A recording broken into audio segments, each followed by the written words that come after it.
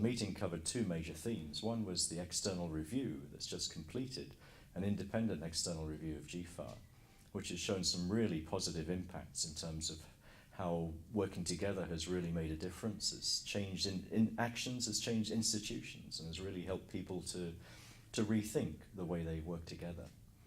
And the second part of it was the planning for the future, setting out the next medium-term plan for GFAR and focusing our ideas together to be sure what we wanted to work on and how we were going to do it.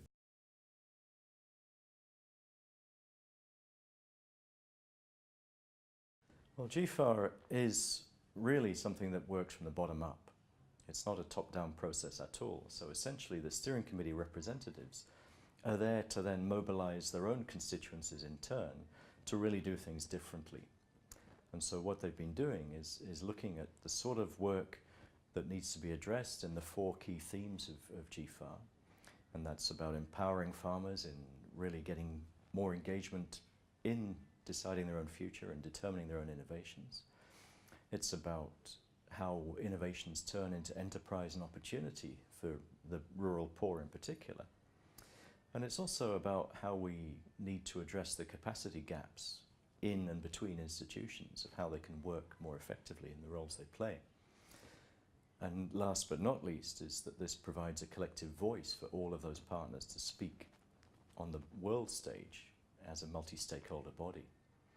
So the actions going forward are all about building collective actions where partners are working together in new ways.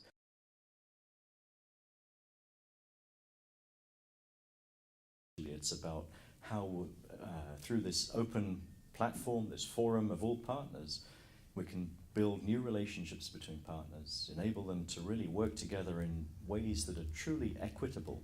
In other words, everyone is on an equal footing. It's not led by any one sector. And that's where GFAR is different. Instead of being a linear process of research through to farmers, what we're dealing with is the reality, the complex webs of innovation that happen between all these different actors.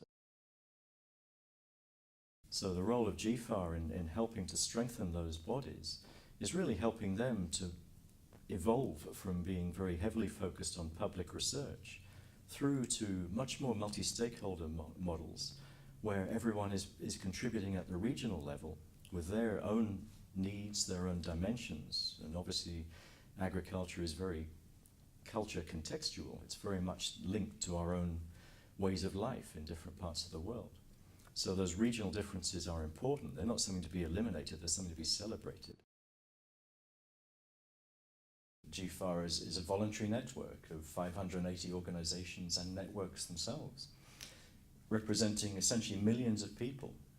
And how we work is by partners bringing their own energy, their own drive, their own ideas, their own actions together so that they're actually really building this jigsaw of actions that together add up to real change.